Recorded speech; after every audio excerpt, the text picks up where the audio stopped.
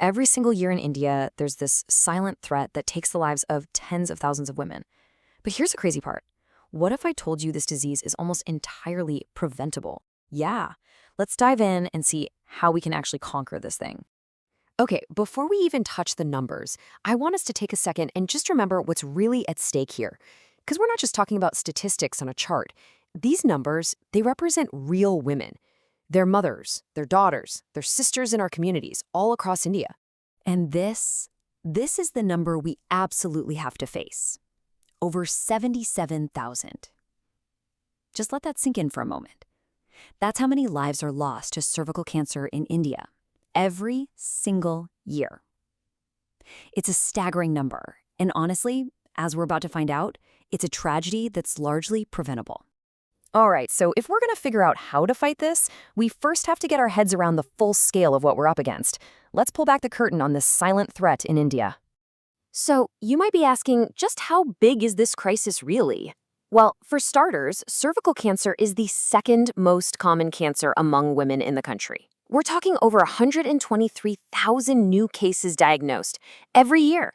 And get this, India accounts for about 20%. That's 1/5 of all the cases worldwide. That's a huge, huge burden. So, the big question is, why? Why is this happening? Look, to really beat this thing, we've got to understand exactly what causes it. So let's get right to the root of the problem. Okay, so what is cervical cancer? At its most basic, it's a cancer that starts in the cervix, the lower part of the uterus. But here's the most important part.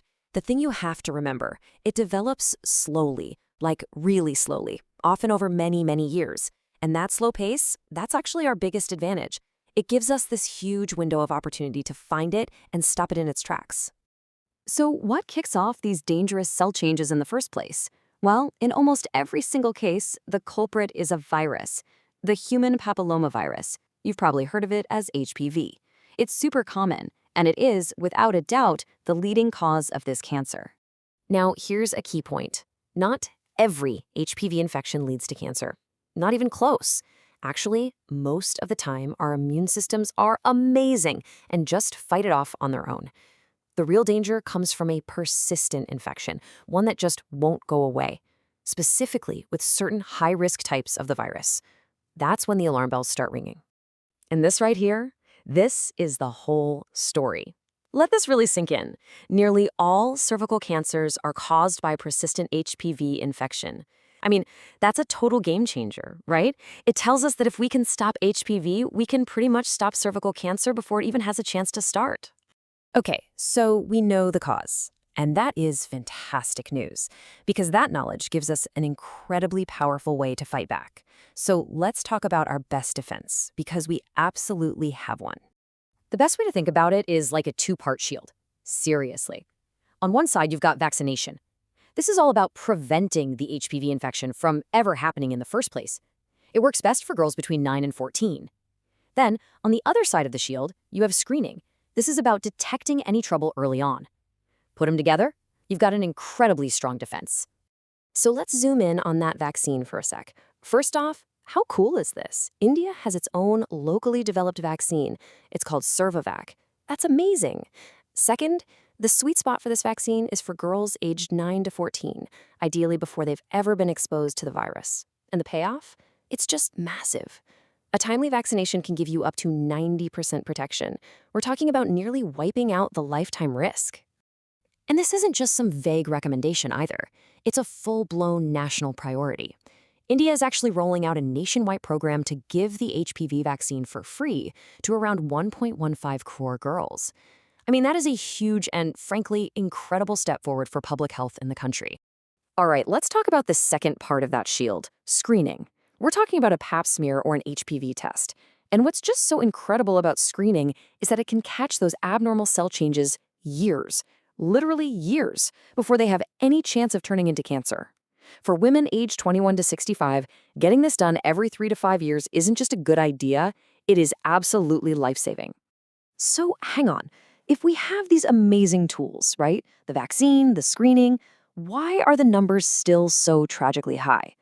Well, the tough reality is that there are some very real barriers that stop women from getting the care they need. So, what's actually happening on the ground? Well, for one, there's a huge lack of awareness. So many people just don't even know that this is a preventable cancer. Then you have social stigma and taboos that can make it really difficult for women to even talk about, let alone seek out screening. And for so many, just getting to a clinic is a major hurdle. Put it all together, and it leads to late diagnosis, and that's when the fight gets so much harder. But, despite all those challenges, there is absolutely a clear and hopeful path forward. So let's shift gears and look at the big picture, the ultimate goal, a future free of this cancer. And it's really important to know India isn't in this fight alone. Not at all. The efforts happening in the country are part of a huge global strategy led by the World Health Organization with a single powerful goal: to eliminate cervical cancer as a public health problem everywhere. And here it is. This is the global blueprint. The WHO has this super clear, science-backed plan called the 90-70-90 strategy. The goals are easy to remember. Get 90% of girls vaccinated by age 15, make sure 70% of women are getting screened, and ensure 90% of women who do have the disease get the treatment they need. It's ambitious, for sure, but it is totally achievable. So that's the big plan. But look, huge strategies like this only work if they lead to real action on the ground. For you, for me, for all of us.